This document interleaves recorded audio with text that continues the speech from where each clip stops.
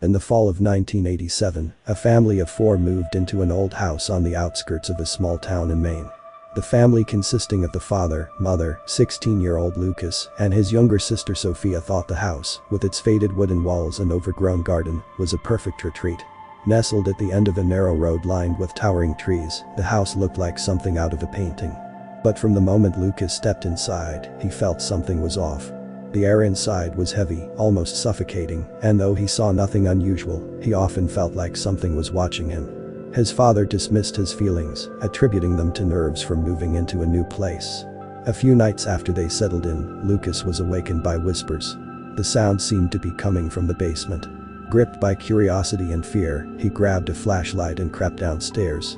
The basement was dark and smelled of damp wood and mold. As he scanned the room with his flashlight, he froze. He could hear faint laughter, children's laughter, coming from the far corner of the basement.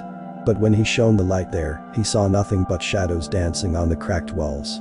He ran back upstairs, heart racing, and told his mother. She brushed it off, saying it was probably the wind or his imagination. But Lucas knew what he had heard. Days turned into weeks, and Lucas became increasingly disturbed. Every night, the whispers grew louder, accompanied by faint footsteps and doors creaking open on their own. One night, as he lay in bed, he felt something standing beside him. He didn't dare open his eyes, but could feel cold, heavy breaths on his face. When he woke up the next morning, bruises shaped like handprints marked his arm. Lucas began to change. He was no longer the lively, cheerful teenager his family knew. His eyes became sunken, his skin pale, and he often muttered incomprehensible words under his breath.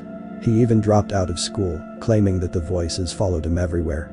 One night, his mother walked into his room and found him drawing strange symbols on the wall with his own blood.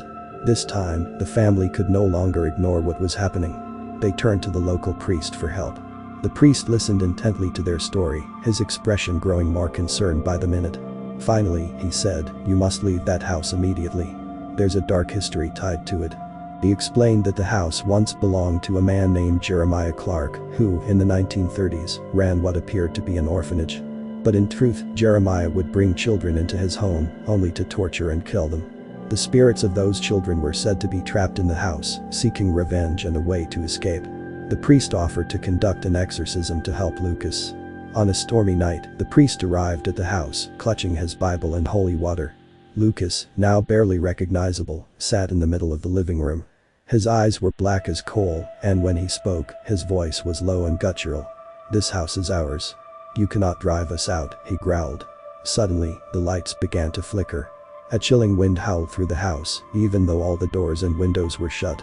The priest started reciting prayers, but the shadows in the corners of the room seemed to come alive, creeping closer and closer.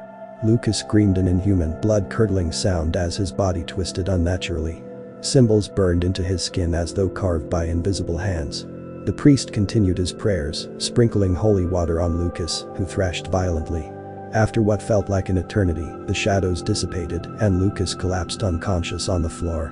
The house fell silent, the oppressive air lifting at last. That same night, the family packed their belongings and left the house, never to return. A few months later, a new owner bought the property, only to report strange occurrences. The sound of children laughing and crying in the basement, and footsteps echoing through empty halls.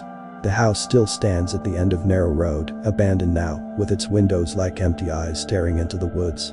Locals say that at night, you can hear faint whispers if you get too close or see shadows moving behind the broken windows. No one knows if the spirits of those children have found peace, or if they are still waiting for their next victim.